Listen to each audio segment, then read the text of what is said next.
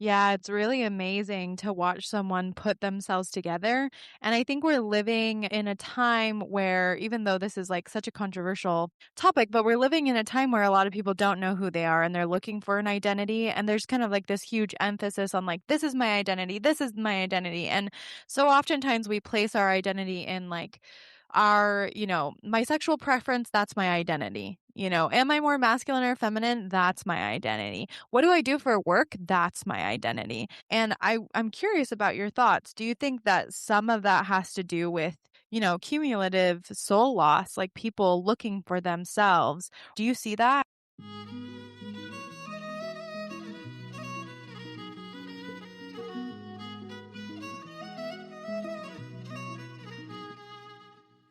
Welcome to the Feminine Alchemy podcast, where we explore the truth about the feminine, the peaceful, the wild, and the visceral. I'm your host, J.N. Behringer, joined by my co-hosts, Julie Dean Richards and Kaylee Rose. Each week, we explore the deep mysteries of the feminine and help listeners apply them to their daily lives in a practical way. Join us to unlock the hidden wisdoms your soul has been waiting for.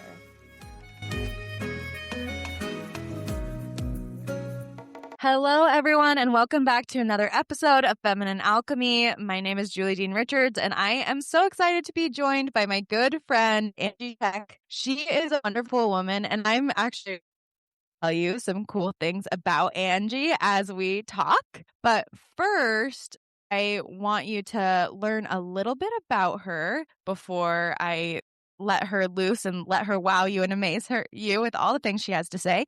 And Angie has successfully run her company, Angie's World, for over 24 years, where she works with people at a holistic and spiritual level. She is part of the Chek faculty, teaching holistic lifestyle coaching. She also has received a bachelor's degree in biology at the University of California, Riverside, and her degree in nutrition from the American Health Science University. Angie's interests include biogeometry, natural healing, and shamanism. Angie also holds a certificate in energy medicine and is a graduate of the Advanced Training 3-year shamanic program offered through the Foundation for Shamanic Studies. Angie is also a graduate of Nine Gates Mystery School, and she is available as a holistic lifestyle coach, business consultant, and public speaker. So if you didn't get all of that, like obviously she is a Renaissance woman. She does it all. I'm so honored to have her here. Say hi, Angie. Hello, everybody. Nice to be here. It's great to have you here. Angie has been such a great friend to me, and we met through her husband, Paul Chek, and I've been on his podcast a couple of times, but I have always been amazed by Anne and what she can do. So I'm so excited to have her here. We're going to hit a lot of different subjects, but first, I would love to just hear a little bit of your story because you're always into this kind of stuff, right, Angie? Yeah, absolutely. So I am actually writing a book. I've been writing this book for over 10 years now, but it's a story of my life, a little autobiography, and it turned into one book into 4, and it might actually be more. And I figure that eventually I'll get those books out and I'll probably continue to write them as I live because I keep on connecting the dots to parallel things that happen in my life. So I'll give you a synopsis of how it started. I mean, obviously, this is like when we start working in energy medicine and dabbling in the esoteric sciences, it's something that kind of is lingering through you like a blood in your veins. It's like you have this curiosity, and as a child, I was very curious about life and diving into these realms. So as a child, I was raised in a Catholic family. And I started having intuitive hits. I started hearing conversations from deceased relatives, things like that. And when I shared them with my family, that was very taboo. That was just not okay. And especially my grandmother from my dad's side, she was just, she would even say things to me like, that's the devil, you're the devil or something when you do that. So when I was a child, I stopped working in those dimensions because I just thought, no, I'm a good Catholic girl and my name's Angela. I'm angelic. I'm going to, I got to be more saint-like. That, obviously, I don't want to do anything that's going to be anti-saint-like, And so it was kind of squelching this thirst of knowledge of these other things in my life. And so I just kind of shut them off for many years. But as you become a teenager, then you kind of go, well, maybe it's not so bad, and start dabbling those things with my friends again. And that curiosity started to grow, which led me into herbal medicines and healing people with herbs. That was just my big thing because it was something I needed to do for myself. When I was born with croup, and it turned into bronchitis later, and then they called it asthma. But I had this whooping cough since I was like 6 months of age. So as soon as I could start reading, I remember 6, 7 years old, I tried to figure out why I had this wheeze and why I was always sick and why my brother was always healthy. So I started reading the medical encyclopedia, trying to figure out what was wrong with me. And then my mom was like, stop, because as a kid, you don't really know. He's like, Mom, I'm having a heart attack. But no, it was just heartburn, And it led me to start studying herbs. And then that was actually pretty good because I started looking at what helps with respiratory distress. And I started learning about cat's claw and other herbs. So I had Mom buy me these herbs, and she did. And when I took them, my lungs got better. And I'm like, this is so much better than these drugs they were putting on me because most of the drugs, I don't know if they're different now, but at the time when I was a kid, they were kind of like stimulants. They opened up your airway, but you felt like you were on speed and jittery and wiry. And there was even one drug that they used to shoot me in my butt and my arm to open up my airway that made me kind of be like on psychedelics. And of course, you can't explain that when you're a child. I was just like, things are speeding up way too fast. The sounds are weird. And I couldn't explain what was happening, but I was like, this doesn't feel right. So that kind of led me on my path. Like maybe doctors don't always know the right way to go. And maybe there's other ways that we are forgetting about. So it led me to these kind of grassroots of taking care of myself through herbs. And then later I became a nutritionist and learning about eating properly because there's so much confusion in the world. And I was just so frustrated because everybody's like, well, do this, do that, low carb, low fat, this diet, that diet, cut this, and all these chemicals that they're putting in a replacement of food to make it lower calorie. And I'm like, this all doesn't sound right. I'm like, I'm going back to school. So I'm back to school to become a nutritionist. And while I was doing the herbal stuff, I actually went to college in biology and got my biology degree and then went into my master's in nutrition. But that led me into dabbling more into these esoteric sciences because I was like, I just want to know these hidden knowledge, this stuff that people don't talk about. So that led me into studying and reading books, whatever book I could get on that attracted me. And it just led me on this journey. And so my book is all about this journey. And sometimes I found really great teachers that really led me on my way. And other times I found some teachers that were not so good, but they also led me on my way. And so it was kind of recognizing that everybody you meet is going to give you some knowledge and you can decipher it yourself of what it was the right stuff to do or the wrong stuff. And that's what my book's all about. But it led me into energy healing, and then it led me into shamanism. So as I started learning about shamanism, my favorite book that I started with was The Way of the Shaman by Michael Harner. And when I got that book, I didn't just read it cover to cover. You actually want to do all the exercises in it. And a lot of people just read it. And I'm like, no, you have to stop and actually do the work. And what happened is I did take so much time to read this book and do every single exercise. And the time I went to see Michael Harner, he was still alive at the time. He had this workshop in San Francisco. And I was like, that's it. Like when I started going on my quest, one of the things for women is to recognize they empower themselves. Don't wait for your friends. Your friends don't always have the same path as you. I would say, hey, let's go to this workshop. And they're like, oh, I don't have the money. Oh, I can't go that weekend. Oh, I can't go. And so there was always excuses for friends. And I'm like, wait a minute. I don't want to put off my knowledge and quest for seeking because someone can't go with me. And when I was a young 20-year-old, I used to think, oh, you can't go to anything by yourself. That would be so uncool. Like, I have no friends. And so I just won't go. And after a while, I'm like, no, I'm just going to go. And then what I realized is most people go to these things by themselves. They don't go with friends. Sometimes they do. Sometimes they have a partner. But most of the time, they're people on these quests by themselves. So I'm just wanting to go say that shout out is just do it. Just empower yourself and just do it. And so I started being brave enough to go to workshops. And then I'm like, I'm going to San Francisco. I'm going to fly to San Francisco by myself, get a hotel room and go to this workshop with Michael Harner. And that's what I'm going to do. And it just made me who I am because I just seized the day. I just said, I'm going to rise up and do this for me. And I remember that was an amazing, magical weekend because I had read the book. I came to class. There was 80 students in this class because Michael Harner was a big deal. Lo and behold, he was in his 80s at the time. And when I went to this class, he was only there for the first day till lunch. And I had no idea. It said him and his assistant were going to teach this class. I think it was Susan McCullough. I don't remember for sure. I think it was her. But anyway, so I went to it and he said, would anybody like to work with me? So I raised my hand. And I remember he called him. He goes, "Well, you were the most excited, so I'm going to call on you." So we ended up doing all sorts of work together, like how to read a rock and like use it as a decoder to like do like almost like tarot. And so he taught me all these really cool things with this rock, and we spent the whole afternoon working together. And then after that, he goes, "Okay, well, I'm going to be going home and Susan's going to take over." And so I was like, I'm so blessed that I got to do all that with him for the entire morning. So it was just such a exciting time. And then we went into rattling and working, journeying to the lower worlds and upper worlds. And the journeys I had that weekend were so phenomenal. And I was kind of like the fool. I was thinking everybody was having the same experiences and they weren't. And I remember at one point, Susan's like, "Okay, let's not try to do what Angie did." And I'm like, "What?" Like, I didn't realize that I was seeing farther visions than most because I did the work. Most of the students, when I started talking to them, didn't read the book.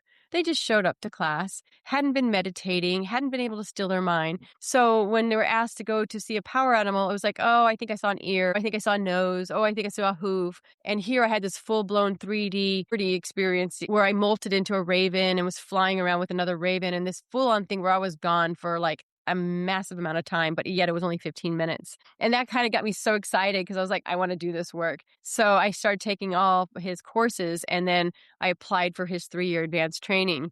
And there's a council of shaman that have to initiate you, invite you to those higher trainings. So I filled out the application, and then they accepted me, which was a great honor. So there was, only a few students. I think there was maybe 18 of us that were accepted into this 3-year advanced training program. And so learned a whole bunch of really amazing things that have been around since the beginning of time, which was great. So that kind of led me on my journey. So I started with the shamanism, and then I just kind of started dabbling in other, esoteric things, learning about body metaphysical analysis of how the body relates to pain and why we have pain or injury or illness. That became a big thing because in addition to these metaphysical things, I was doing all of Paul Chek's work. So holistic lifestyle coaching, physical training, and learning about the body, how to correct it with actual weight training, physical concrete things, as well as mental emotional stuff. And that led me into where I started learning about biogeometry, because with Paul, the story goes, I knew Paul, and I'll just kind of go on with this, but I was actually married before Paul.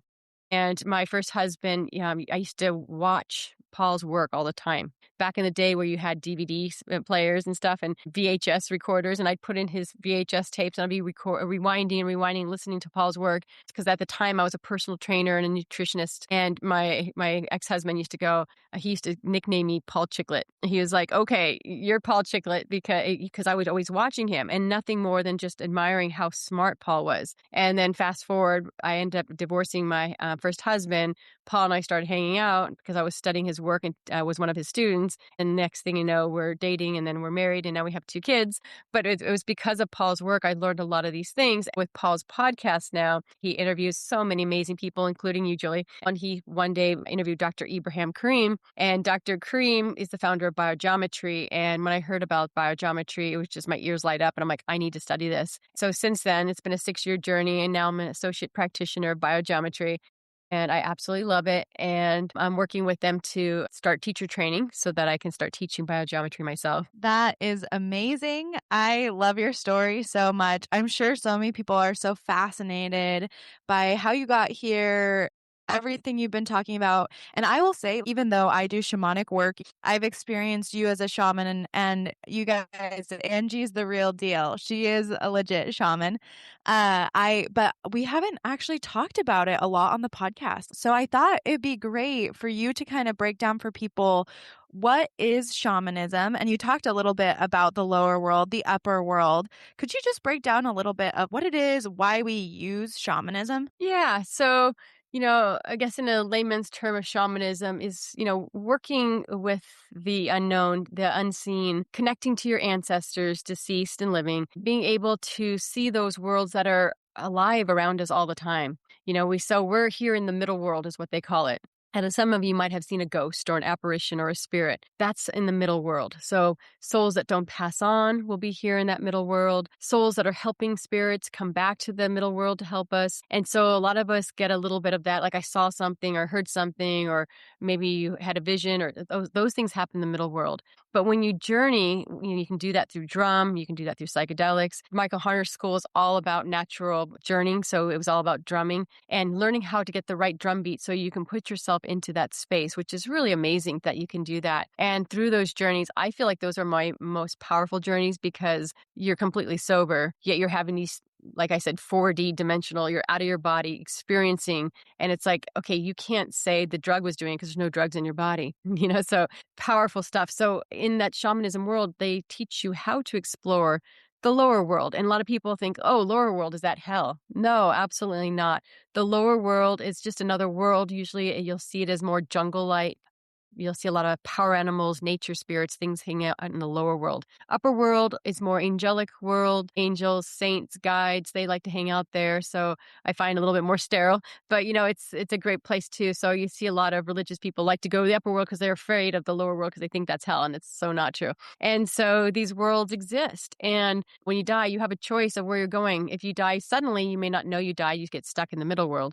But you might go to the upper world. But it's just like my analogy is if you were born, like I'm born in California, it doesn't mean I have to stay in California. I can travel to Florida, to Hawaii, I can go anywhere.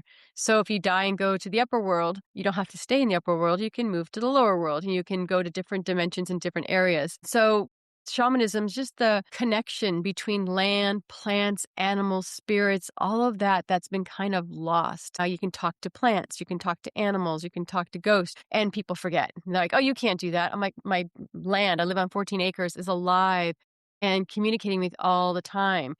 It teaches me things. It talks to me. It tells me what needs help. I sometimes will get this pull like, oh, you need to go down and check the plants there. And sure enough, they need water or they're getting too much sun. Everything is communicating with you if you're listening. And what I love about shamanism is if you ever feel alone in this world, shamanism will help you reconnect because you'll realize you're never alone. The plants want to talk. The animals are connecting. Your ancestors are connecting. Your spirit guides are helping.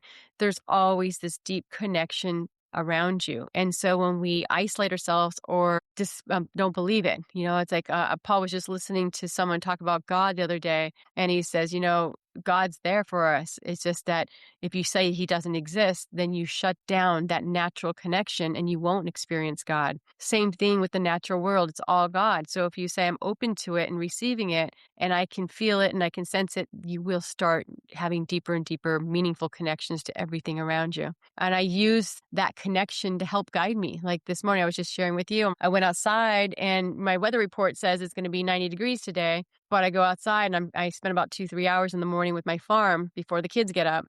And I can feel the weather. I can feel changes. I'm like, oh, there's a storm coming. And then when I came in and talked to Penny, she's like, oh, let me check. She goes, oh, yes, it's 40% chance. And I'm like, it's coming today. I can feel there's rain in the air. I can feel the shift. I can feel the energy. I know when a full moon is before I even look up in the sky. Because my animals get all freaking crazy the night of the full moon, the morning of, they're all doing crazy stuff. They don't want to listen. They're not obeying. I'm like, why are you guys doing this? We do this every day. And they're all just crazy. And I'm like full moon energy. And I look on it. If I look on my moon map, sure enough. So that's what shamanism is about, is that deeper connection to everything. Yeah, I love the way that you explain that. And as someone who has been going through this really more recently, only been working with it for the past few years and remembering. And for me, I can say that like what you're saying is very true. When you open up to it, it comes to you in ways that you couldn't imagine. And people think that's so crazy, but sometimes I'm like, yeah, just ask the tree. Why didn't you, ask the question to the rocks or the rivers, and you'll find that they have different voices. Like even different parts of the ocean, it has different voices and different ways that it speaks to you. And when you were talking about the upper world and the underworld, often I use this analogy because I find a lot of shamans use this analogy as well, or like we see it as the tree of life, in that like the underworld is like the roots, and the upper world is like the leaves on top, and everyone's trying to get to the top of the tree, but the roots are just as important as the top of the tree and just as full of life. And sometimes that's kind of like embodiment for us, like getting into our bodies, like we've got to go inside, but we're so worried about what's going on externally. So as you're a mother, And working through all these things, you've been doing this for a while. How do you teach your children? Like, how do you navigate this and these kinds of spiritual questions with them? Do they know you're a shaman? Do you work with them? Do they have gifts open to them? Like, what does that look like for you? Yeah. So, it's just our natural world to connect to spirit. They've never had a mom that didn't do that. So it's natural for them. So when we picked the trees, I said, did you ask the tree first permission to have the fruit? And they connect to the tree. Yeah, it says yes. I'm like, okay, good. So we talk about just not taking from nature, asking permission. Do I need to give something back to the nature in exchange for this gift? How many fruits can I take? Don't just grab as many as you can, saying, how many will the tree really allow you to do? What's the best thing? And so there's that deeper connection. Both my kids have that deep connection to the land and I love that. And I laugh because I'm teaching biogeometry too. It's just part of our world. And I love it because my children have never seen anything, especially Zoe. I knew biogeometry before she was born. So she's just born into this world where I use my pendulum. And so when she was a little girl, I have a video that I love to share people. She was 2 years old and she was teething. And she pointed her hand, because I always get the personal wavelength from the top of the hand with the pendulum. And she goes, biogeometry. Biogeometry. And that's a big word for a 2-year-old. And she knew how to say it. And one time, there's another video where I drew some symbols on her body and to help her. And Paul goes up to her and goes, what's that? She goes, biogeometry. He says, what? Is that, Mama did that? Yeah, it's biogeometry. And so she was saying it to even him in another video. It's so cute to see. And she knew it was important and she felt it. Like when she was teething, I'd be like, oh, I have these homeopathic little drops I can put in your mouth. No, Mom, no, biogeometry. He insists on biogeometry, but I can just give you this little syrup or something. No, no, no. Want me to rub this on your gums? No, no. Biogeometry. Like she knew that worked better than anything else. And so I'm like, great. So I started drawing these signatures on her. And so she's learned from an early age about these signatures. Even to this day, my kids, when we're eating dinner, they always ask, can you test me with a pendulum? And so make sure that all the food that they're eating is balanced for them. And it's a really great skill for parents. Like if you're ever interested in biogeometry, the foundation training will teach you this. And you can test your whole family. So sometimes we think, oh, I know best. They need to eat their vegetables. And you get pissed off at your kid because they're not eating their vegetables. I will test. And sometimes I find that, oh, that vegetable is out of balance for them today. So I'd be like, okay, you don't have to eat your broccoli, but you're going to have double green beans or something, so we'll replace it with the other vegetable. But sometimes that vegetable isn't ideal. Like 2 days ago, Zoe came home. She's her first week of school and she kind of came home a little sick after the week. And I'm like, oh, she's fighting all these bugs. So we had this meal with a bunch of vegetables and I tested her and none of the vegetables were good for her. I'm like, huh. And I thought, you know what? Her body's processing stuff right now. Let me see what she needs. So she needed bone broth. So I said, let's stick with bone broth. And so she did, and she recovered overnight. It was great. So I didn't fix her system more by giving her things I thought would be good for her when her body was fighting something. But the next day she was great and she was eating again. So I love that because sometimes we think and they're like, oh, this is, it's a vegetable. It should be good for you. But not always, not always is it that vegetable. And so it's helped my family. So my family uses it all the time as well. So they've grown up in the spirit world. Paul and I talk about spirits, biogeometry, energy. They sometimes talk about what happened to them before they came here. Like Mana one time told Paul's like, where were you before you were in Mommy's tummy? And he goes, oh, well, I was kind of like flying around. And he goes, were you by yourself? He goes, no, I was with Zoe. He goes, but I beat her to it. And so I came first.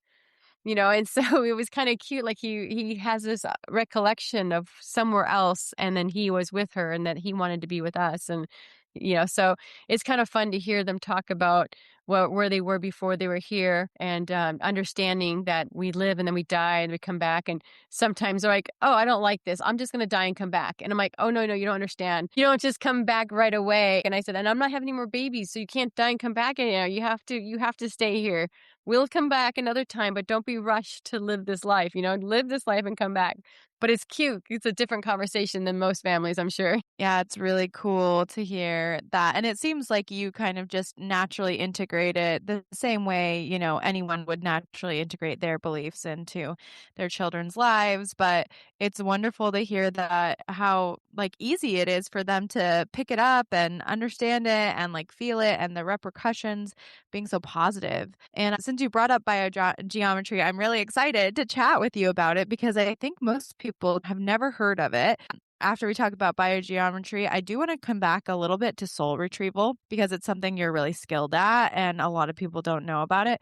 But first, let's talk about biogeometry, what it is, how it works. And I will say I have worked closely with you with biogeometry. You've done it for me multiple times, but also you did it for my son. A lot of people don't know this.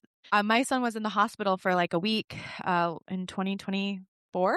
It was the week of the 4th of July because it was my birthday, and that's my birthday. And he had this really swollen lymph, and it was getting red streaking on it. And that's why I took him into the hospital, because I had done everything I could do for it. I didn't know what else. They didn't know what it was. He got literally hundreds and hundreds of tests of them just trying to figure out what was going on with him. Everything came back negative. All the bacterial came back negative. All the viral came back negative. And finally, I just told them, like, there's nothing you can do for my kid that I can't do for my kid. And so I left. But I talked to Angie that day. I texted her and I said, hey, this is what's going on. And she's like, oh, let me do the biogeometry for him and you can print it out. And I did the biogeometry for him, and it was gone literally the next day. And I am like so convinced, because we tried everything else, and that's exactly what healed him. It was like overnight. After Angie did the biogeometry, he was just totally himself again. The swelling was totally gone. I sent you guys the pictures of the huge difference, which was so crazy. So this stuff is really real, but what is it? How do you use it? Tell us more. Yeah. So biogeometry is a relatively new science based on old Egyptian techniques. And so it's the study of life, bio, and geometry, like metry, life measurement. So basically, Dr. Kareem, he's the founder, he's in his 80s. It actually started off with, he's an architect. That was his passion.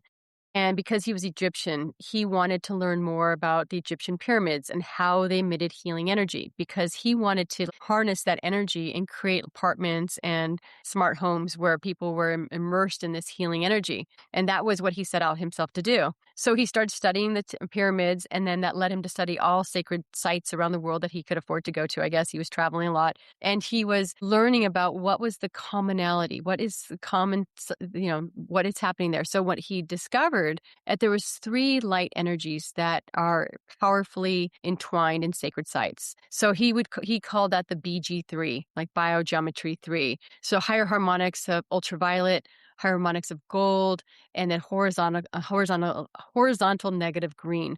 Those 3 colors combined create a healing effect on all biological systems. And so once he captivated the ability to recreate that, you could create energy sites. So your home becomes now like a healing center. So anywhere you put this energy could be used. So he's created these cubes. So you can buy these on his website. We're actually the West Coast distributors. So if you want some from the West Coast, you can reach out to me. But he sells these home kits where it's a cube, where you can put it in your house, and it sends out energy signals. He's created these biosignatures, and it sends them through your field, and it works to about 3,000 square foot of space. And it will nullify Wi-Fi buzz, geopathic stress, radiation, anything that your body. It also nullifies emotions, so mental, emotional things that are out of balance. You're advised that if you have a fight with your partner or your kids, take it. And there's a clearing little thing you put it on, and you want to clear your cube and then put it back on so that it cleans it. So otherwise that lingering emotional energy is in the field, and sometimes it lasts for days or weeks depending on how stressed out everybody was, and you can clear it immediately. Or if you have guests over and you're like, oh, that just left a funk in my house, you can clear your cube and it just changes the energy again. And so that's where it kind of starts off. So biogeometry started off as just an architectural thing, and how to create designs in ways that magnify this healing energy. So he's created furniture and houses and you name it based on these designs. But through his study, he learned he can make these special signatures for the human body. And that's what I use for your son. And so he's created about 158 signatures now. And he's got some for every major organ: lungs, liver, intestine, stomach, and you name it. So you can use a specialized pendulum that he's created. It's called the IKUP, which is the Ibrahim Kareem's Universal Pendulum. Students call it the iCup. So you use this iCup pendulum. It has different shapes that work on physical, mental, emotional, vital, and spiritual levels. So when I'm testing someone with that pendulum, you're working on all different aspects of their body. And so sometimes we have a physical problem, but it's not coming from a physical disturbance. It'd be coming from emotional disturbance, a mental disturbance, a spiritual disturbance. And that's why it was able to work for your son, because they were working at a physical level. But maybe it wasn't at a physical level. Maybe it was at a vital level or some other level that we need addressed by finding the correct signature. So the way I like to explain it is we're energetic beings. And we have a natural, optimal way that energy travels through every single organ of our body. But then when we get exposed to all this Wi-Fi, chemical radiation, artificial chemical sweeteners, dyes, everything we put into our body, it scrambles our energy field. And then what happens is the body starts to forget the optimal pathway through the lungs or through the heart or through the kidneys. So when it starts taking a suboptimal pathway, eventually that leads to weakness or illness. And so these signatures, when they're brought back into your field, remind your body what the proper way for the energy to flow. And so simply by putting them, I actually did one on my arm the other day. This was a lung signature. And so my daughter was having a little problem. So I put some lung support on me. And I'm also, believe it or not, allergic to hay and straw. And so when I'm out feeding my animals, I start to wheeze. So I put that support on me. So that reminds my lungs that's for the alveoli to open up and expand so I can breathe again. And so you immediately draw them on you, or I make these emitters. Like I have a couple emitters here. This is of a client. And then these are the signatures she needs to help balance her body. And then what you'll find is over time, it's subtle energy and it just starts working. It actually starts working right away. As soon as I print them, it works on that person. But it may take a couple weeks or longer, depending on how long it's been out of balance. And that's kind of the science behind it, is learning to just work with energy. And I gravitated to it because when Dr. Kareem first came out and started talking about it, there was all this 5G towers. And I was just like everybody else, let's blow these 5G towers up. They're so bad for us. And he's like, no, this is science. This is nature. This is evolution. We can't just destroy things. There's some good things coming out of this. He goes, we just have to work with it so we can balance it. So he's created these things called Hemberg emitters that are specialized, like pendulums, that you point at your 5G towers that are anywhere near your area, and they transmute the energy so it becomes healing energy. So instead of poisoning everybody in the environment, it's now healing them. It's like my Wi-Fi tower in our house. So everybody has a Wi-Fi, and I used to turn it off at night and then turn it back on in the morning. And then we had it on a timer, so it did it for us. And now we leave it on because I've used the corrections that Dr. Kareem has created. So now the Wi-Fi is actually healing us 24/7. So that's kind of in a nutshell how biogeometry works. Wow, that's amazing. What a cool idea. Yeah, I think especially in the health world, we always have this feeling of like, oh, you got to get rid of it. We got to get rid of all this stuff. We have to get rid of it. And for some things, that's true, right? Like you don't want to eat all the artificial sweeteners and the dyes and all the processed stuff all the time. But I love this idea, especially when it comes to energy and wavelengths, there's a way to redirect those to really help you, which is amazing. And so for my experience working with you, so people can imagine this if they aren't watching the video, when I worked with Angie, she used that special pendulum and she would hover it over the different signatures. And the signatures kind of look like different shapes. Some look more squiggly than others, or they just have a different, shape, and the pendulum will tell her which kinds of shapes you need. And I found for me, there were shapes that I liked. Like when I saw it, I was like, oh, I like that shape. And I didn't tell her that. That was all happening in my head. But she would hover over it and be like, yes, this is the shape you need. And I'd be like, I knew it. I knew that was the shape, right? Like this is the right one. And you'll see that you naturally gravitate towards these because it naturally helps your body, helps the flow of things. And the first time she did it for me was right before the bar. And I had like a million things wrong with me. I remember you being like, you have a lot more shapes than most people usually have. You have a lot going on. But I attribute it to one of the things that helped me have such a clear head during the bar and pass the first time, and to just be able to see it because it really helped and has been helpful. But I love hearing about the science behind it. And I like hearing about how it's worked really well in your life. Do you have any other examples you want to share about like clients, things that it's helped them with? Oh, yeah. So I actually did just a webinar just recently about this because I was teaching some of the students how I use it. And so the biogeometry students, I was showing them all my case studies. So I'm actually creating another book on that as well. But the stories, there's so many stories. I work on not only humans, but animals too. So because I have a farm, I have so many great stories about how my animals are healed. And, I have pictures of my animals when I adopt a lot of animals. So my heart goes out to them and I'm like, I'll take this animal and I'm going to work with it. I have a story about Rudy, my pig, and he's 17 years old now. He's a potbelly pig. And when I adopted him about, 5 years ago, he couldn't walk. He had giant sores on his wrists. He had horrible skin. His hair was falling out. He was he was probably the ugliest pig I'd ever seen in my life. And I was like, why do I want this pig? But something was like, you need this pig. I'm like, yep, I'm going to take him. And they're like, oh, great. Thank you so much. So I use all my tools. It's like when you use biogeometry, you don't just use that, you use all your tools. So I'm a nutritionist. So I looked at him and said, oh, well, what's his diagnosis? Well, they said he has arthritis. Okay, great. What do I know about arthritis? Well, grains are really hard on arthritic joints. So I said, what's he eating? Mostly wheat, corn, and soy. So I immediately took him off of wheat, corn, and soy. And I said, let's put him on organic vegetables only. So I started giving him organic squash, cucumbers, carrots, fresh fruits, so apples, things like that. And I made a variety of different things. And I sometimes would give me alfalfa pellets, anything that was organic, that was a quality. And within 2 months, I did a biogeometry emitter for him.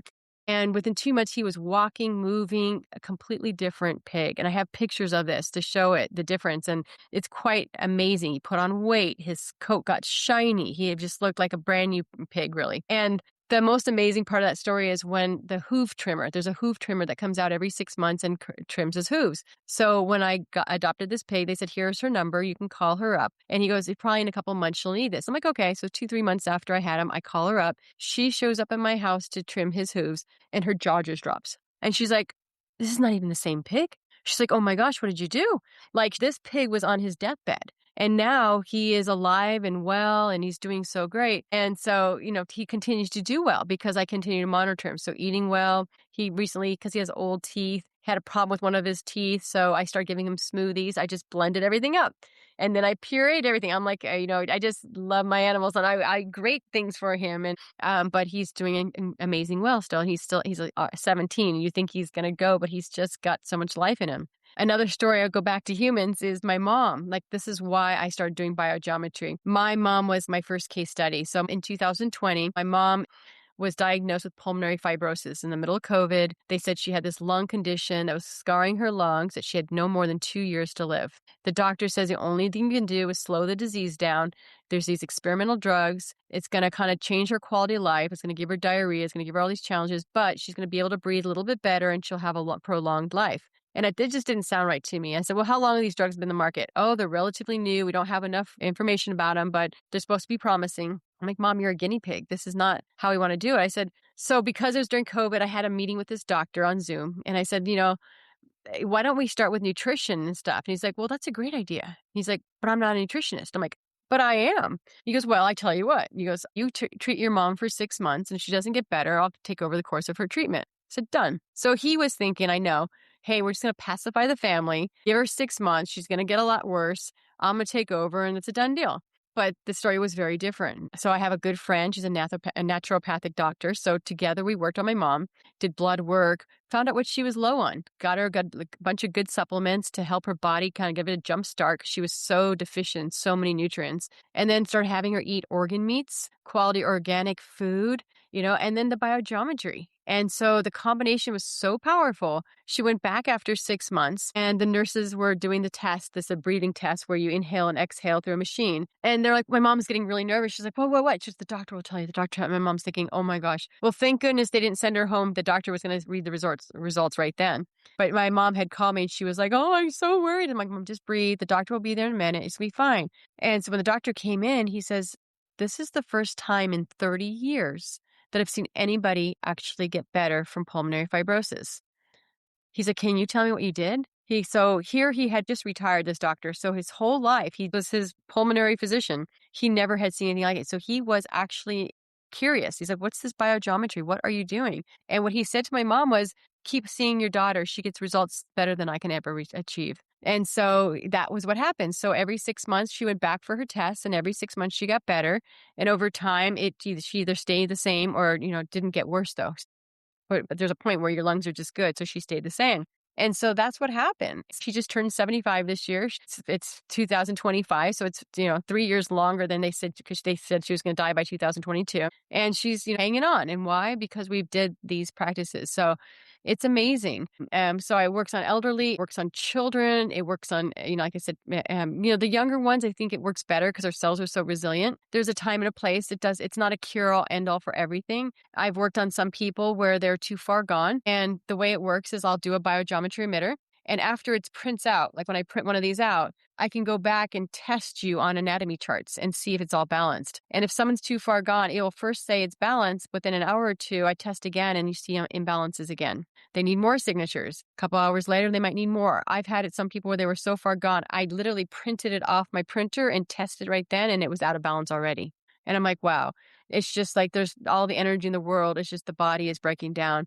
My analogy is like having a beautiful boat and it starts getting holes in it, and you plug up a hole and another hole comes, and you plug another hole and then you plug in another hole, and then you're putting all your fingers in the hole and there's just water spurting out, and you're like, the wood is just too far gone, and it's like, and you can recognize that in people. So I don't want to say it's a cure-all, end-all for everything, but it does have its place, and it does work amazingly well, especially when it happens earlier with the diseases and versus later. But I've seen some amazing results. And I that's what I do primarily, is work with people. And right now I have files, put files on the wall, and it's like 20 files.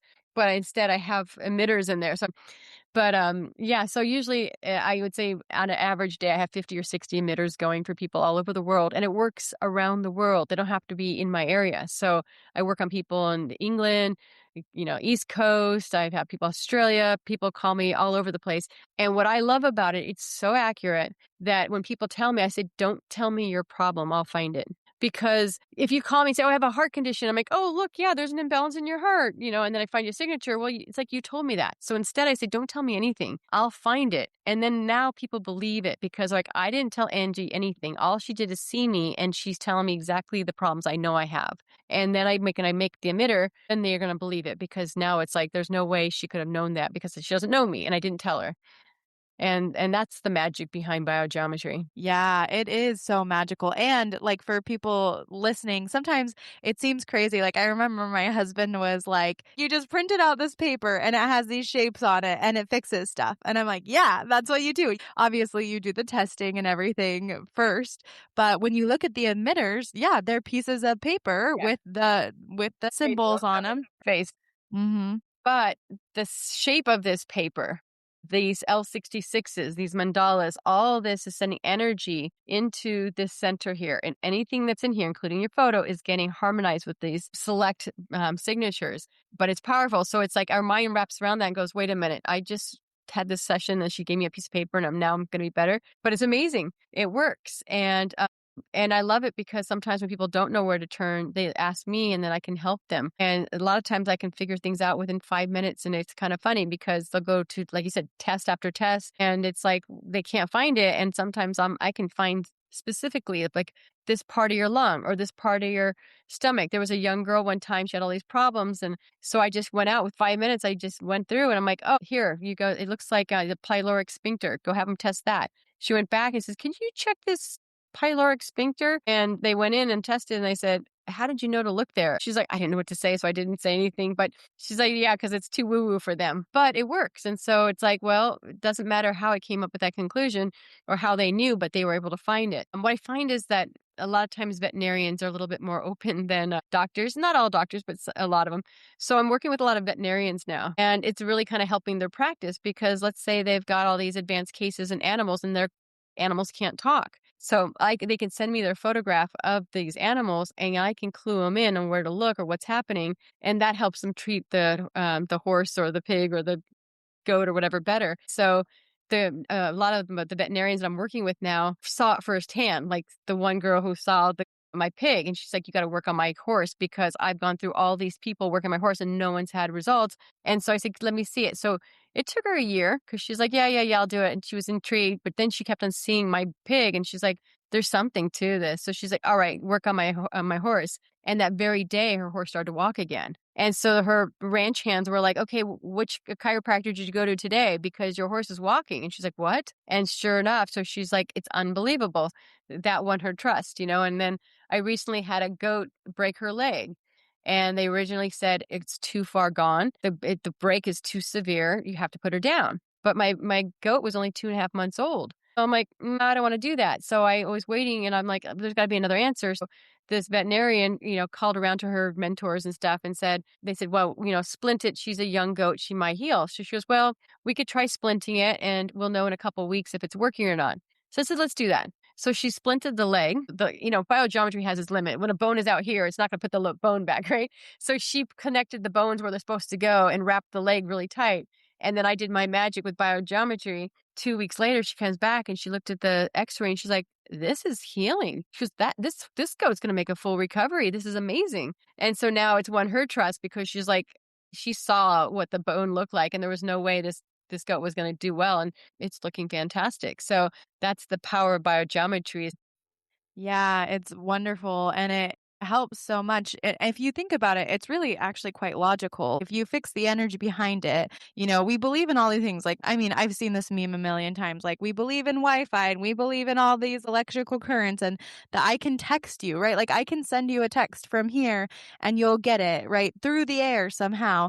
But we don't believe in our own energy and all of these things when it's right in front of us. And this is just another technology that allows us to do that. And if people work with you, just so they know, it's not just Angie who prints the emitter. She gives you yours and you print it out so you have it in your home and you can have it up as long as you need it for your healing process. And I mean, it works. Like, you can hear all these amazing stories, but I love also that you have such a holistic approach. You're like, okay, I'm not just doing the biogeometry. I'm going to add the nutrition. I'm going to splint the leg. I'm going to do all of the pieces because I think that's what it's really about is you've got to do body, mind, spirit. You've got to work it all together, working with the energy. So I love to see someone who's such a great practitioner who works on all the levels, who helps in so many different ways. And you're just incredible at it. I know it because I've experienced it. You're just incredible at it. And I wanted to come back around. I mean, I'm happy. If there's more you want to say about biogeometry, I love it. I think it's so cool. I do want to tell people I really want to learn it. Like, it's in my back pocket of one of the things I'm going to learn, but I'm waiting for Angie to teach it to me. People have said that. I'm like, okay, biogeometry, I've got a list of students ready. Yes, and we will wait for you because you're the best. So I'm super excited for you to start teaching it. But if you want to work with Angie, you can work with her right away and you can learn, and she can give you so many resources for it.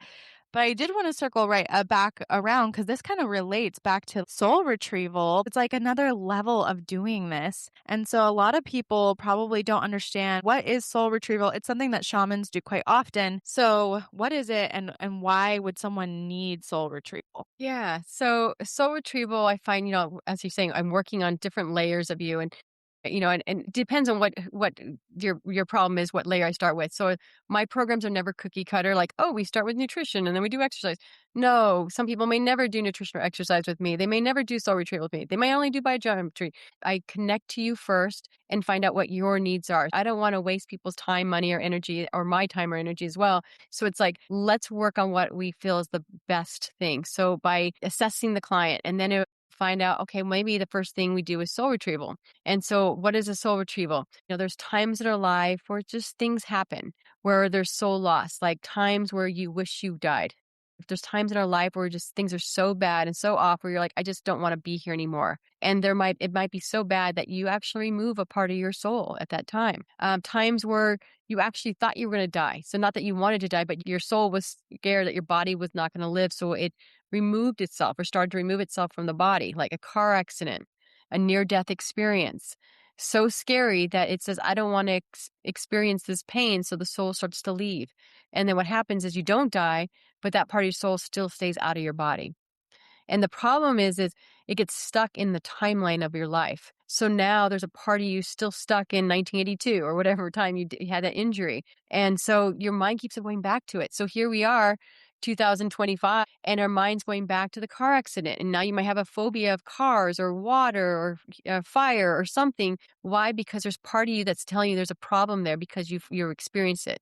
And it might have been, if so far back, it might have been in another life too. So I sometimes do past life regression as well, because if it's not in this life, it could be even further down the line. Times when you didn't feel like you belong. So, like, if you feel like you're going to a holiday party and it's your family and nobody treats you right or something, you're like, I just don't feel like I belong here. Why am I in this family? What's happening? You might have lost part of your soul at that time. Maybe it's school or, family functions are common areas where we have soul loss. And so over time, there's fragments of us. And then we're trying to have this really happy life now, but you don't feel happy. You don't feel a sense of fulfillment. You might even feel like life has lost its luster. Like you don't taste things, you don't smell things, you don't see things, hear things. Everything seems like it's just not as crisp as it was when you were a child. And that's because your senses are diminished because there's parts of you reliving these moments in the past. So as a shaman, I go back with you. I put you in this meditative state and we go back and we look at it. We don't reenact it. We look at it like you're watching a show and you see those events that happened to you at that time of your life. And we go back and search for our soul lost there. And then we find something, we claim it, and we bring it back into the now. And what that does is we feel more in our body. And so after having that session, immediately you'll feel calmer, more balanced, maybe more agile. Maybe your senses start feeling like I can smell better. I can smell again. I can taste better. Food's tasting better. I hear better. My vision's better. Everything seems a little more crisp. And it continues to happen for about 2 weeks because it takes about 2 weeks for that soul to fully come back into the body. So soul retrievals are really great for people who are experiencing long-term health problems where their life force energy is just draining from them, because it's draining back into these times in your life. So when reclaiming your power, it's pulling that back into yourself. Now you have that life force to sustain yourself again. And so I've seen some huge changes in people's lives where they just couldn't get better. They just couldn't get well. They just couldn't move on. And now it's like, I can move past that. And it's all different elements. Like I've worked with men who had problems with women. We claimed some of those issues in their past. And all of a sudden, like, I can talk to women again. I'm not afraid. So many things, if you're feeling angst in your life, like, you'll feel it. Like there's things like, I can't do that. I'm afraid of heights. I'm afraid of this. There might be a link to soul loss. And so we can look at it. And if it's not soul loss, it's usually past life regression because it's like, okay, that must have happened. And I have some great stories of past life regression too, where people had fears or phobias and we found them in their past life. And when they claim that and they see it, they can nullify that and they can move on from that moment as well. Yeah, it's really amazing to watch someone put themselves together.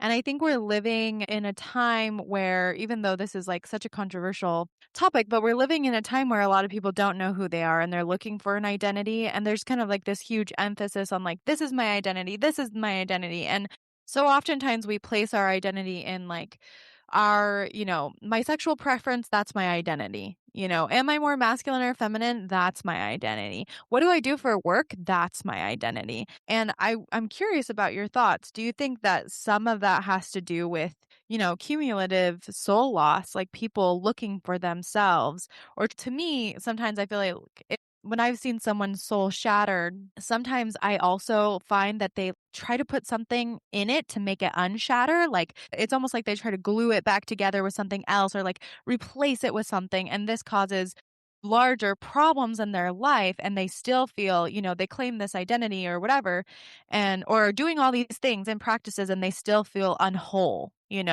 because they haven't actually put the soul back together. Do you see that?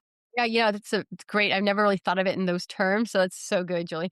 It's like, yeah, and you can see that today and you recognize that, with all these trying to identify and being something because there's a loss, we can feel something's not right in us. So we try to hold on to something else or create something around it so we can empower ourselves. But the reality is something is clearly wrong or out of balance in us and they don't know how to get that back. And so, yeah, that's brilliant to think of that connection to what's happening in the world today and so much soul loss and, and trying to search for something to make you feel whole again, yet it's not fulfilling. And the more unfulfilling it is, the more they empower it. And it's like, now it's like in their face about their job or their identity or whatever. Then you're like, why is that so?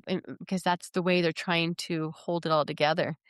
Yeah, I can see that now as a direct link. So yeah, that's a great clarification on how this can happen and why you'd want to address that. Yeah, I think it's such an underlying layer. At least like when I've done this work, I've seen it as such a huge underlying layer in all of these issues and problems. Like we talked about the holistic approach, not that it's the only approach to it or the only issue, but it's interesting because it seems like we live in a world where there's a lot of identity loss, which is part of the reason I think.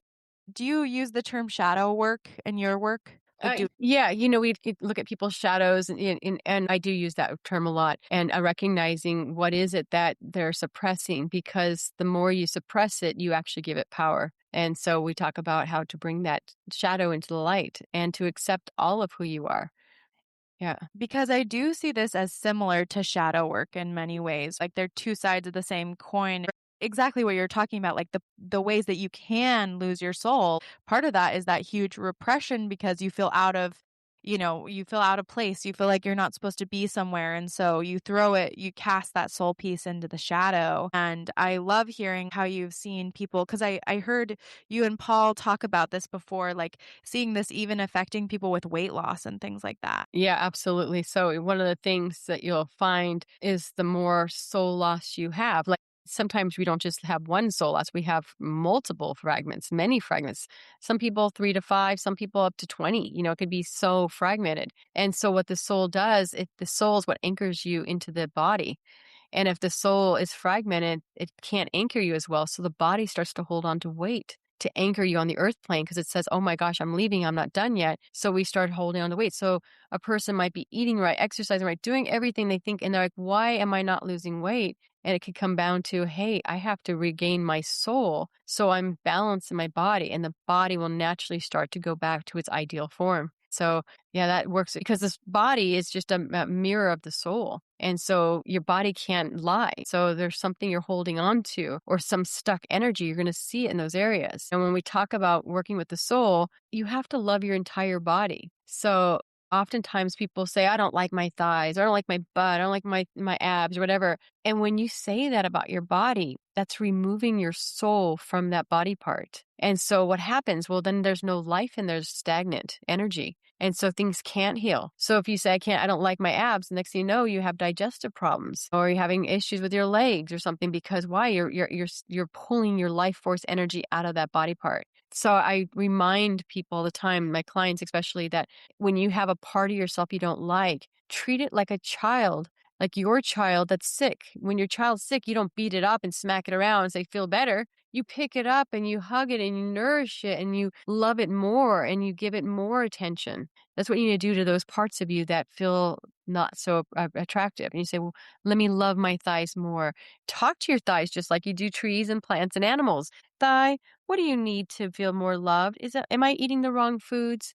What foods agree with you? You might get insight. Oh, I may not be digesting those foods. That's what's showing up here because it's inflammation. So it's not that I'm not eating right. I'm just eating too fast, or I'm eating the wrong nutrients or whatever.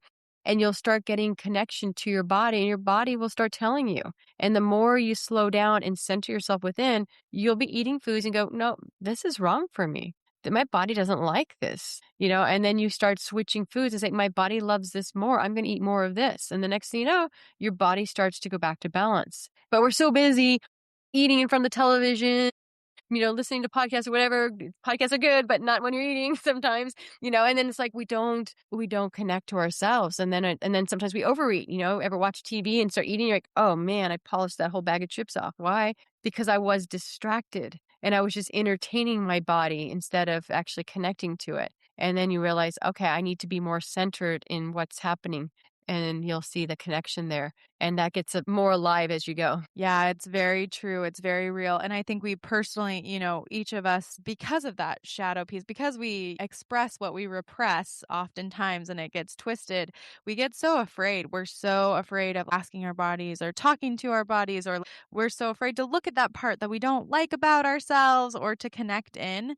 So for somebody who, because we've talked about a lot of pieces, a lot of really cool stuff, for someone who's like, okay, I really am interested in doing some of this work. I'm really interested in connecting to plants and animals and getting more connected into my body, but I don't know how to do this. Like, I haven't ever done it.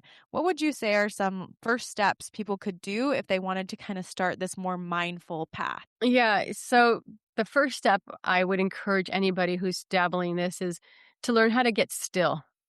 And that would require something like meditation, and so that's a hard one for most because we have monkey mind. At the HLC courses that I teach with through the Chek Institute, we teach how to do like Tai Chi that's very mindless. So it's easy, couple movements that you can just master right away. So it's not like a lifetime of training where you get to that point. And so kind of any Tai Chi, we also teach zone exercises. Zone exercises are specific exercises to specific chakras in the body. So if you know, like your legs are having an imbalance, we can do zone 1 exercises, and I can teach you those. So in Paul's book, How to Eat, Move, and Be Healthy by Paul Chek, you can buy it on Amazon, buy it anywhere, I'm sure, that will teach you specific exercises. And those are going to help you become more still and more calm in your body. And so when I first started doing all this work, I go back to the meditation. And the reason why I started listening to all these people I admired, and I saw this commonality that they all were meditators. I'm like, what's this meditation all about? Everybody who I am inspired by is a meditator.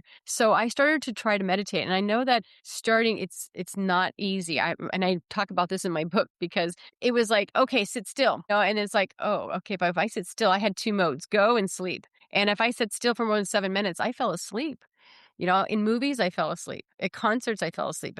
And I was like, this is bad. If you're in your 20s and you're falling asleep after 7 minutes, I'm like, who am I? I'm going to be that little old lady at the parties asleep in the corner. Like, there's Angie, Grandma Angie. So I'm like, I don't have this ability to stay in this state of mind. Meditation will help you. And once you start practicing that, it took me a while. You might suck at it first, just keep on doing it. And your body will resist it. Your mind will resist it. Everything will be like, I don't want to sit here. It hurts. My back hurts. My tight. I got so much to do. I got to eat. I got to take care of the kids. I got to do. Just find at least 20 minutes a day to be in that no mind state and allow whatever comes up, and that recognize that's part of the path. So it's not, I'm going to sit down and just go into no mind. It might take you months and months to get to no mind. But the more you start that stillness inside you, the more you're going to start connecting. And then all of a sudden magical things will start happening. You'll start getting visions. You'll start to be able to have more clarity. You'll start seeing your dreams more. You'll be more mindful in your day because you're being more present. So that's the first step for anybody who's interested in this path, is learn how to get still. If it's too hard to be in lotus and doing a meditation, you don't have to. Go for a walk, meditation walk outside. And I look at Julie's background there, walking in the forest, being out indoors, connecting to nature.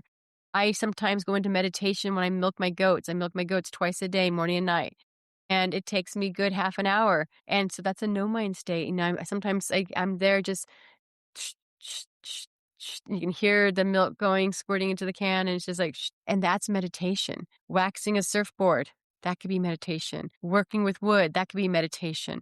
You can make meditation part of your life, whatever you do, and just allow yourself this ability to get into this like trance-like state. And that opens the doors for all these possibilities. Yeah, I love it. It's so simple. And I know so many people are going to be like, oh no, meditation again? Like, we're talking about meditation again. And it's like, yeah, but I love that you pointed out that you can do this a number of ways, because I find that's how it works for me. Like, walking is super, super helpful.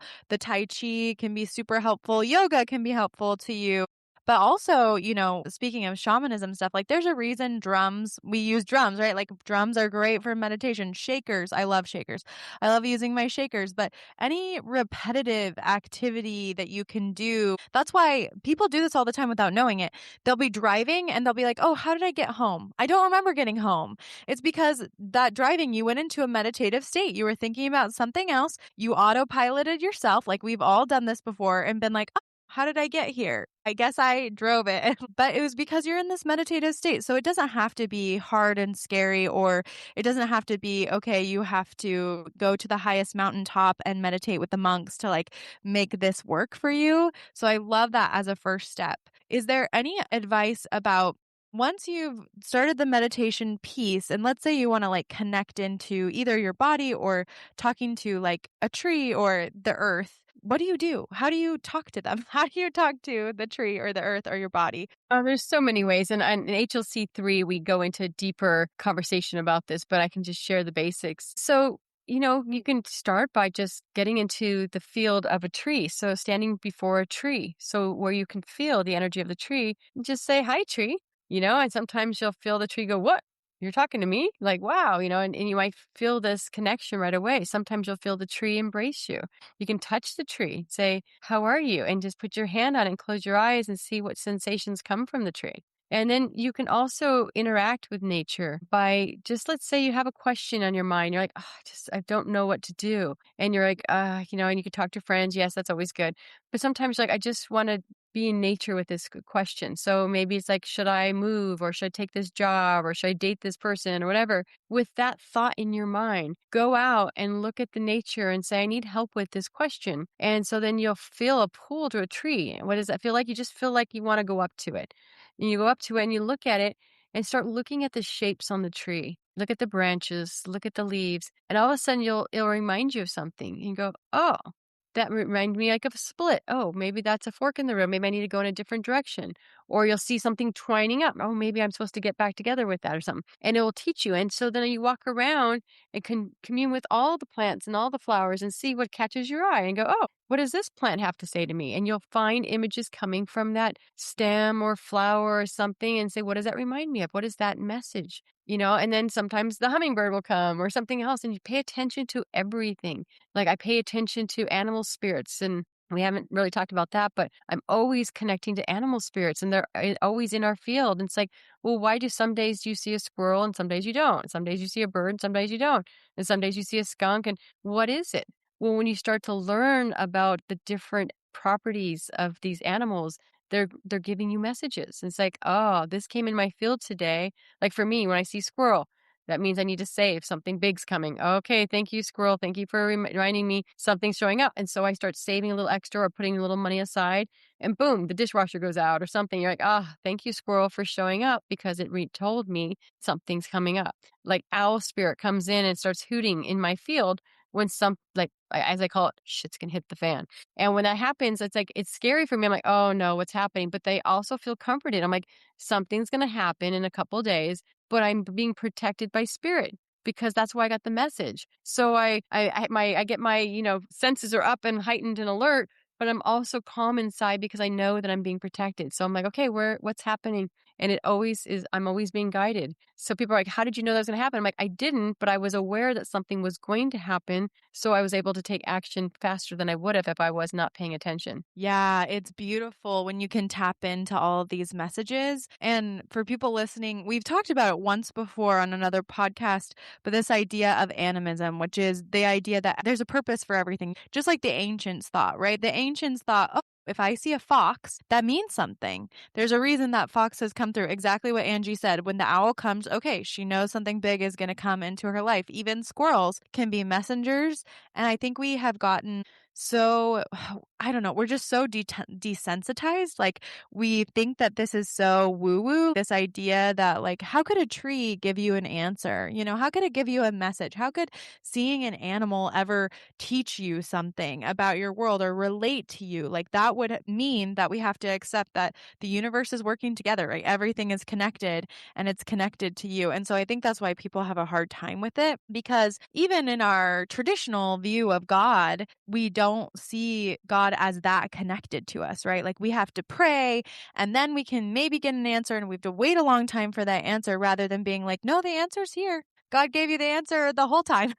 The whole time it's been around. Everything's trying to talk to you. Everything's trying to help you. And when you view the world like that, I think it just changes your whole state of mind. Like if you view the world as everything's trying to help you. And for me, as just like a small example, because Angie's totally right. Like this can be as simple as just saying, hi, asking a tree, hello, do you have wisdom for me? And sometimes, like Angie said, some trees or like some animals or whatever are not used to that, or the ground or the rock. Like it's been so long since somebody's talked to them that they're like, they're reluctant to help. I don't know. I haven't found that. I have found that mostly everything's ready to help you. But sometimes I do find they might be a little reluctant because they're like, do you really want to listen to me? Because no one's listened to me in like 1,000 years.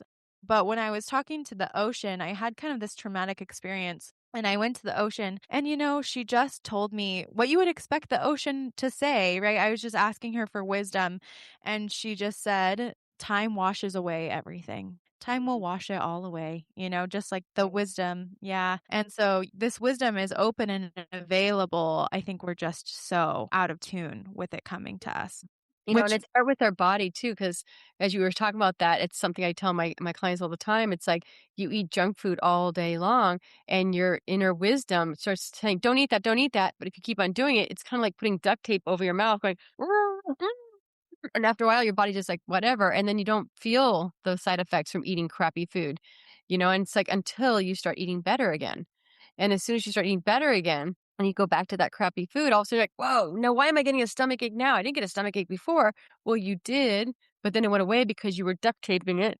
And then when it's like you said, yo, you're going to listen to me? Oh, thank God, don't eat that crap. I don't want to eat that anymore. And so when you start listening to your own inner world, then it's easier to hear the outer world because it's just an extension of you. So if you're feeling like I can't feel it or I can't sense it, keep on cleaning up this world. As this world becomes healthier and healthier, that world becomes open to you. You know, we talk about this in HLC training about a connection to, and if you think about this analogy, that when you want to connect to your chakras, and your chakras are kind of like the sounding boards out to the universe, and they're out of balance or something. So how do we connect it? If you think about an antenna like on your house and you have a satellite dish, how do we get a good signal? That depends on the materials the satellite's made out of, okay, and the structure of the satellite dish. So if we have a really good structure and really good material, we get a really good signal. So if our body is made of really good material and we have really good posture, we get a really strong signal. And that's what you want to strive for. Oh, I love that so much. I think it's so beautiful and it's all right there for us. Like it's incredible and amazing. And we have the wisdom all around. And like you said, I super believe, especially talking about the feminine, which is so tied to the body. Like you have to get into your body. If you want these incredible experiences, you have to make peace, exactly like you said, with your body. Angie, this has been such an amazing conversation. I have one more question. I have always wanted to ask you and talk to you about your experience going to a mystery school, because how many people can say, that they've gone to a mystery school? So I wanted to ask you, what does that look like? What is a mystery school? And can you tell us anything about that? Yeah, so it's a mystery. That's why we can't really talk about it. um, but so for me, that's part of a fun story in my book, that I had this teacher that I didn't connect to very well when I went to her actual workshop. And at her workshop, she kept on saying, "Oh, I dropped out of mystery school. I dropped out of mystery school." And she was bragging about how when she went to mystery school, she kept on dropping out of it, and she, finally got kicked out. And so because I didn't connect to this woman, I decided I want to go to mystery school. So what I did is I immediately after that workshop went online and started hunting for mystery schools in my area. And I found one. I went to Nine Gates Mystery School, so ninegates.org, and I absolutely loved it. So what they did is they set up their whole curriculum based on the 9 gates or the 9 chakras. So they had 1, 2, 3, 4 to the heart, and then they had the 5th, which is the higher heart. So lower heart, higher heart, and then 5, 6, 7, 8, 9. And what you do is they broke it up into training. So you went to a school and you went to an isolated place, I think for 9 or 10 days, where you were kind of out of society without your phone. And you went there and you learned those first 4 gates. And you connected to people. They had teachers from all over the world. And so they taught you about ritual, and they taught you about practices based on that chakra and how to help yourself through the first chakra, second chakra, third chakra, fourth chakra. And all in all, connecting to who you really are. And so the mystery school I went to, like I said, 9 gates, you go for those 9, 10 days, and then you break for 6 months, and then you go to another remote area. So I went to like Santa Barbara to resort there. And then we went to Joshua Tree and out in the desert for I think the next 9 or 10 days. And so, you spend this time in school, and then you have time back in transition into the real world again. And then you go back to that school. And it really helps you see how disconnected people are, because mystery school, you're connecting at a deeper level. You're looking people in the eyes again, which is something we don't see people doing. So your eyes are your window to your soul. And we're always just kind of looking away. We don't actually connect and see each other for who we really are. And when you go to these schools, you drop into yourself and you really connect to other souls. And there's such a deep connection to who you are as a human. And with that connection, you really tapping into your own self and learning about who you are. And so at that mystery school, you leave knowing why you came to the earth on this lifetime. So you'll figure out why you're here. And I think that for most, that's just the beginning of the answer. But a lot of people don't ever discover that. Why are they here? And when you know who you truly are and what you're meant to do, now you have that sense of purpose. And now you can move forward with grace because you're like, getting distracted with all these beautiful shiny lights everywhere. And I now know who I really am and what I'm here to do. And so for you guys, I can share, for me, it was just so simple. Sometimes we have direct things. I'm going to do this. But for me, it was so simple and so amazing. My reason I'm here is to inspire. I came to the planet to inspire others. And that's what it is. And it's so simple yet so magical because, as a coach, as a nutritionist, as a healer, whatever you want to call me, I am inspiring you to become your best. And that's why I take care of myself, because I can't be inspirational if I'm not healthy, I'm not strong, I'm not fit, or I'm not practicing the things that I want others to do. So that's how I inspire others, by being true to what I know is to be a human, taking care of myself the best I can, diving deep into the earth and mysteries, and the world histories and things like that. And then inspiring others to rise up into knowing their truth and who they really are. What are their gifts? And that's my purpose. And I know that the world will be a better place when everybody's inspiring everybody to be their best. Because, I think today's day and age, we're all pushing each other down. Oh, you're not so good. You're not that good. You're just like, wait a minute. What if we saw everybody in our highest light? And try it. This is what I do with my clients. And this is what I do with family members that are having challenges in life. I see them in their truest, highest, I call it the true Atman, the highest self. And when you recognize them for their highest good, they step into their highest good. And you see massive radical changes in people because they now remember who they are. But we're so busy lowering it. We all have a shadow, we talked about. They all have a lower self, as we talked about. But now we say, no, we all see that, but we can rise above that. And let's look at our gifts instead. And if we start looking at everybody's gifts, the world is a better place. That is beautiful.